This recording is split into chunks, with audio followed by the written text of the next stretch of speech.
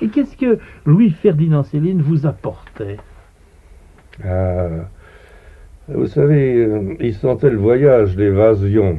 Et puis, faut pas l'oublier non plus, c'est que il était très savant, non seulement sur la médecine, j'étais à ce moment-là à peu près en bonne santé, mais il était très savant sur tout. Alors, je suis curieux, moi, par nature, et sans approfondir tout ce qu'il me disait, j'essayais de comprendre. Alors, cette idée de voyage et ces réminiscences de lecture scientifique, tout ça, c'était quand même un bon copain. un copain. Un copain comme on en rencontre très peu, vous savez. À son propos, vous écrivez: le rire est une grimace qui dissimule souvent une belle pudeur, une grande émotion ou un immense regret. Comment riait-il? Comment était-il? C'était assez bref. Mais il était souriant malgré tout, n'est-ce pas? Il était souriant, mais il éclatait de rire pour des histoires plutôt sordides. Pour me choquer, très souvent, il le faisait. C'était quand, par exemple, il m'a demandé d'assister à une exécution capitale, parce que j'oubliais que parmi les décorateurs du 31, il y avait aussi mon ami Guichard, qui était le fils des fameux Guichard de la bande à Bonneau, ceux qui ont arrêté la bande à Bonneau. Vous savez, c'était pas des dégonflés, ces mecs-là. Hein. À cette époque-là, ces gars-là, ça tirait à balles, hein, les Bonneau et toute la bande. Hein. Et alors, ça travaillait déjà en auto. Hein. Alors, vous voyez d'ici que la dose de courage des Guichards. Alors, quand Louis m'a demandé d'assister à une exécution capitale, ça m'a paru assez bizarre. Et le lendemain, il est revenu au bateau, mais alors, il riait comme un gosse qui sort du Châtelet. Il se souvenait du spectacle que c'était, mais c'était en vérité pour parler à la tête, et il reprenait les expériences de Lignières. Et il avait travaillé avec Alexis Carrel en Bretagne pour remplacer un organe en bon état sur un gars qui va crever si... Enfin, tout ce qu'on fait actuellement, et c'est un petit peu la suite de leurs idées à Alexis Carrel et à Céline, au docteur Détouche. Et ils étaient déjà en avance.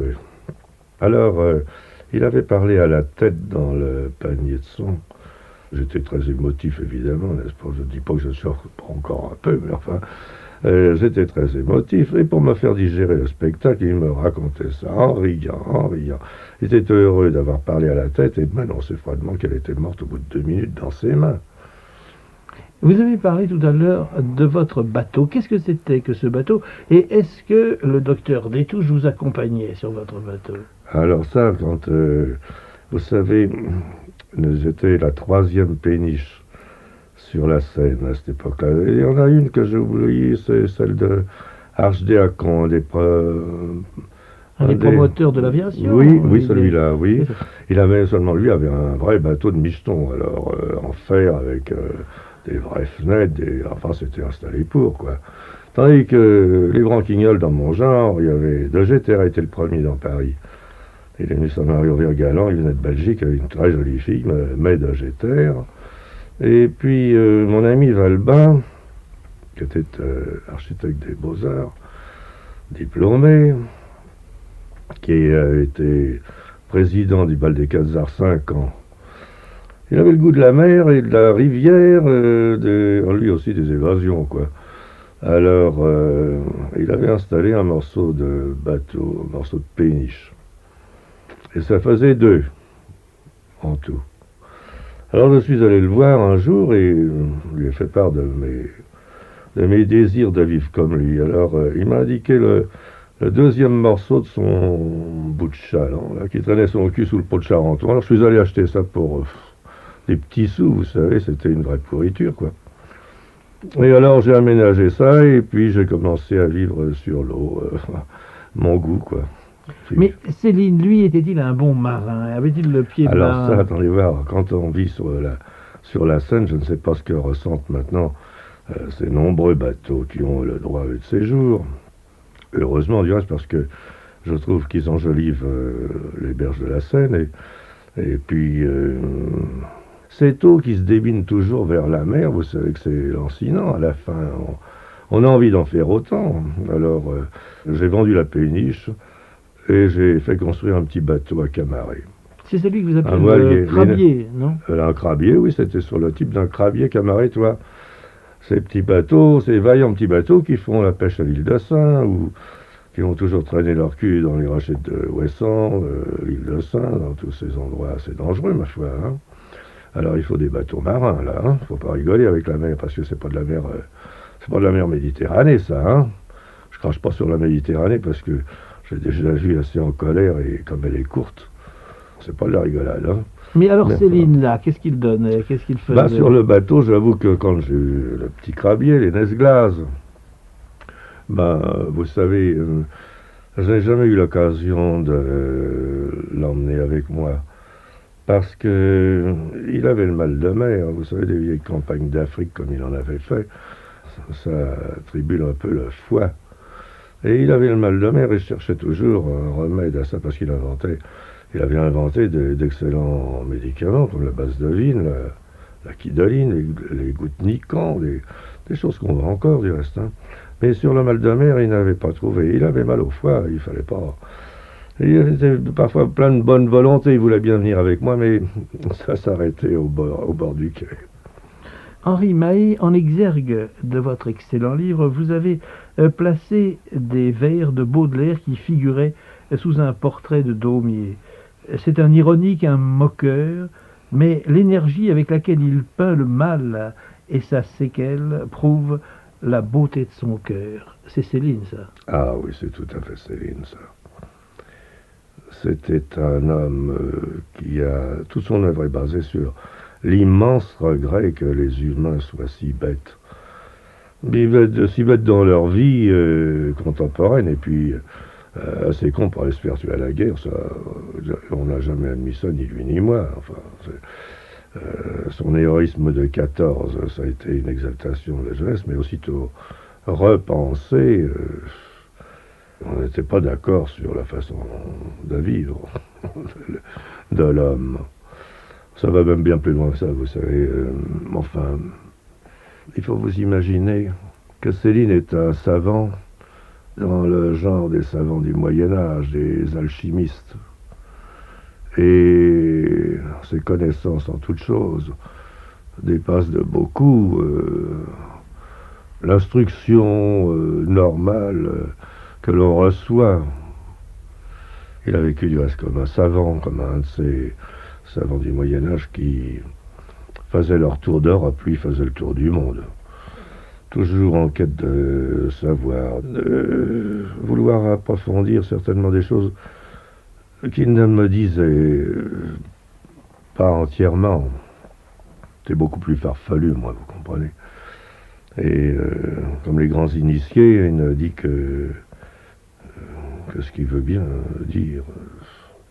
Il ne voulait pas communiquer, même à moi, des choses trop importantes, mais que je retrouve tout doucement ses aspirations. Et le bien de l'humanité lui est particulièrement cher. Il l'exerçait dans sa médecine, mais ça ne suffisait pas. Il aurait voulu transformer l'homme, le rendre un peu moins vache. Et sa vie, comment l'organisait-il? C'était un ascète. Il ne buvait pas. Il ne mangeait d'une façon très légère, en vérité. Et il dormait peu, il avait toujours ses bourdonnements d'oreilles. Il vivait comme quelqu'un qui trouve que les journées n'ont pas assez de 24 heures. Alors il avait le matin son pharmacien, son potard, là, il était marrant celui-là. Il avait son laborantin qui trempait son doigt dans le bocal d'urine. Et puis il la suçait avec une mine gourmande. Et il annonçait froidement albumine. Alors, il ne s'en tenait pas qu'à des recherches pharmaceutiques. Moi je crois que cette chimie, ça tenait pas mal à l'alchimie.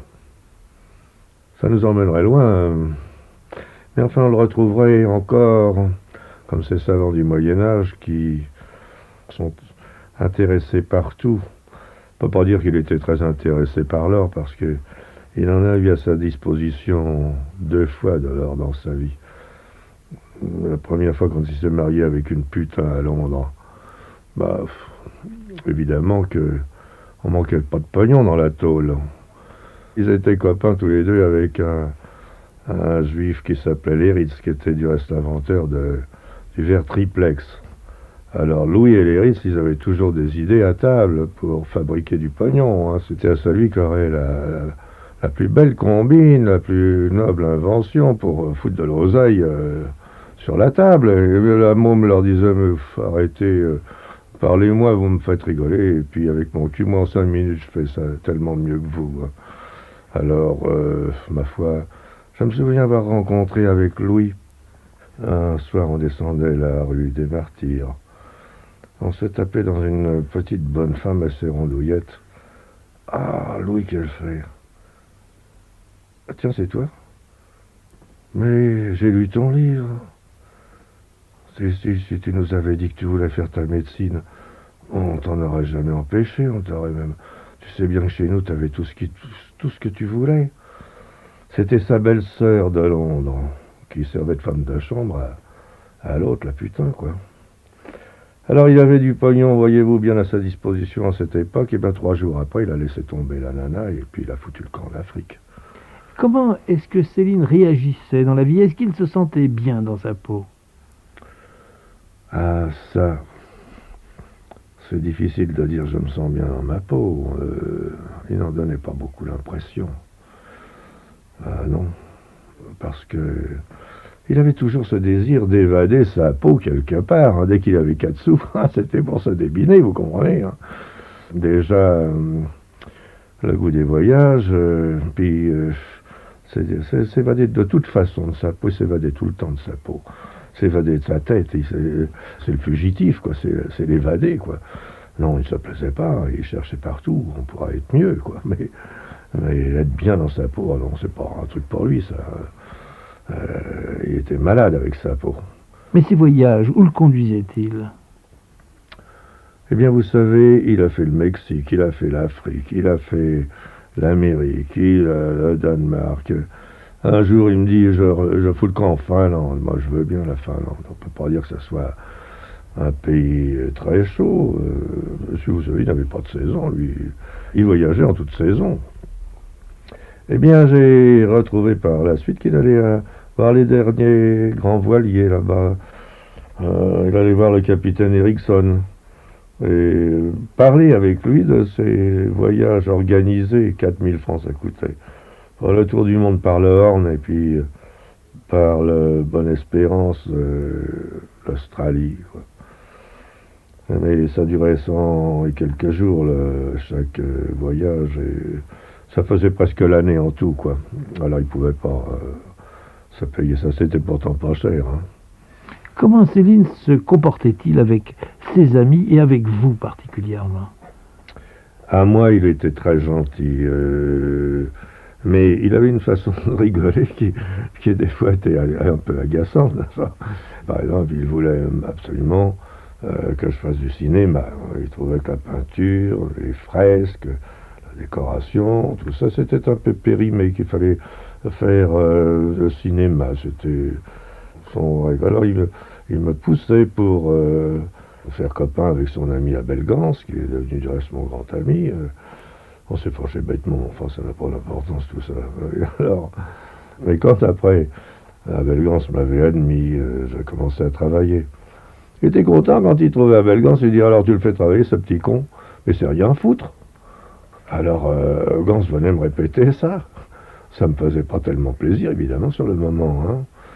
Alors quand je voyais Louis, je lui volais dans les plumes, hein. Et alors il se tapait sur les cuisses, il disait mais tu sais pas te marrer.